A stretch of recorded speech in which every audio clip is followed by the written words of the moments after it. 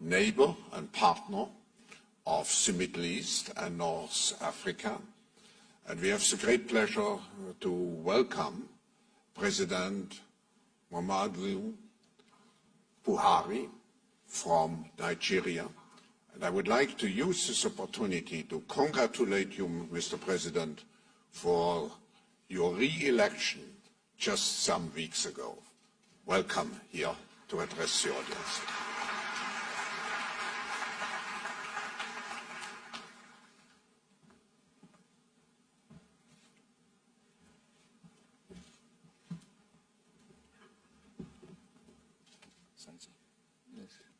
Bismillahirrahmanirrahim. Your Majesty, King Abdullah II of the Hashemite Kingdom of Jordan, Your Excellency, the President of Armenia, Your Excellency, the President of Djibouti, Your Excellency, the President of Palestine, Your Excellency, the Vice President of Panama, Your Excellency, the Prime Minister of Jordan, Your Excellency Antonio Guterres, Secretary General of the United Nations, Your Excellency, President of the World Economic Forum, Excellencies, delegates, distinguished ladies and gentlemen. Permit me to start by thanking His Majesty King Abdullah bin Hussein of Jordan for the special invitation to speak to you briefly at this event. I also want to congratulate the World Economic Forum for organizing this forum with the theme of building new platforms of cooperation. In this digital age, where physical borders no longer exist to protect even the most secured nations, the only way to overcome predatory and diversionary forces is for all well-meaning nations to work together for the greater good of mankind. Simply put, cooperation among sovereign nations is no longer a choice. It is an absolute necessity.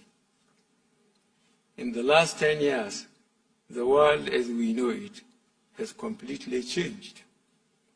We have seen and experienced significant shifts on many fronts: in technology, population and migration, trade and geopolitics, climate change, and many more. For some nations, these trends have had positive impacts. But of course, we have also seen the negative and destructive outcomes of these trends in other countries.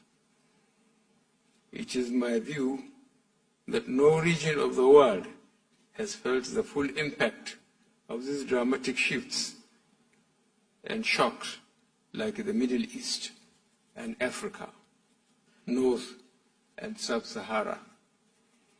On one hand, our region is blessed with very young, vibrant, enterprising and dynamic population. We also have valuable natural resources that are the envy of many nations. These assets and endowments contributed to our region experiencing some of the highest economic growth rates in the world. On the other hand, however, we have also been hosts to some of the deadliest conflicts in recent history.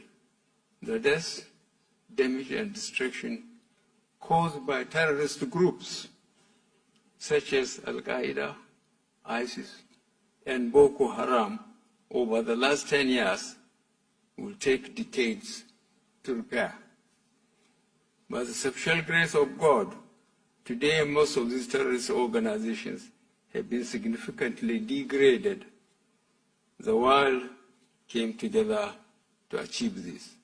Now we are faced with the task of rebuilding. It is at this point that we must ask ourselves how we, as a region, got to this point.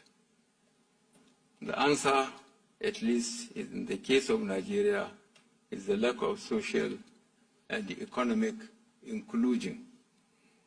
As Nigeria celebrated being the largest economy in Africa and one of the fastest growing economies in the world, Nigerians were migrating in droves through harsh desert conditions and across treacherous seas to seek what they believe would be a better life in Europe. Ladies and gentlemen, I strongly believe that the lack of social economic inclusion was the root cause of many challenges we are experiencing. Today, our population is 190 million people. By 2050, it is estimated that we hit 390 million, making us the third most populous country in the world. This means we must start working now to ensure this population is productively engaged. In the last 4 years, we focused on security while implementing inclusive policies. On the security front, we made significant gains in fighting Boko Haram. We have recaptured all territories held by Boko Haram in 2014.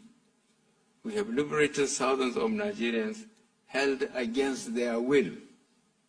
Today, I am pleased to say no territory in the Federal Republic of Nigeria is held or controlled by Boko Haram.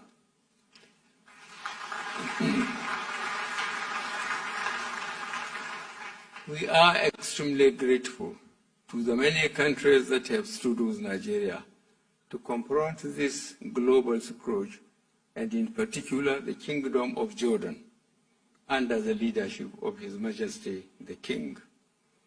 Furthermore, our economic diversification and social inclusion policies are also yielding positive results. Our country has now returned to the path of growth. We are making gains in the ease of doing business indices. A key driver for growth is the agricultural sector, where we aggressively push agricultural policies that empowered millions of rural citizens. In the spirit of building new platforms for cooperation, we partnered with the Kingdom of Morocco to domesticate fertilizer production in Nigeria and revive over 2 million tons of abundant fertilizer blending capacity. The outcome is we created tens of thousands of jobs in agriculture, logistics, manufacturing, and retail sectors.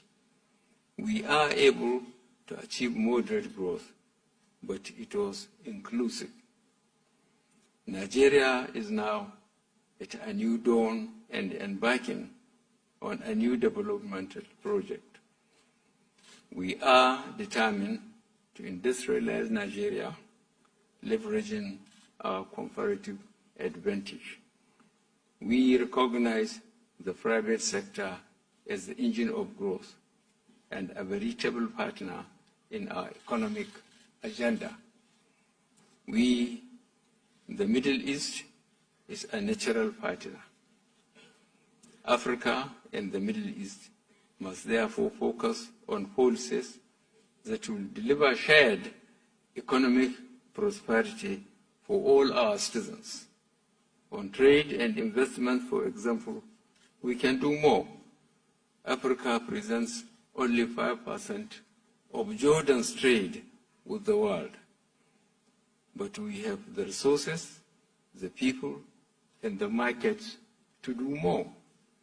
Opportunities exist in key job-creating sectors such as agriculture, health, tourism, ICT, infrastructure, as well as textile, garmenting, to mention a few. Our new inclusive and diversified Nigeria is definitely open to business. Our population, resources, policies, and programs make it the most attractive investment destination in Africa. As friends and allies, we must therefore cooperate and leverage on our relative strengths. We must remain open to building new platforms of cooperation. As we deliberate over the next 2 days, I would ask all leaders present to reflect on our collective experiences. We must identify how we can work together. Today, we are living in a new world. In this new world without borders, my personal view is stability and sustainability can only be achieved through inclusive economic growth and enhanced cooperation among nations. I thank you all for listening, and I wish you a very successful, productive summit. Thank you very much.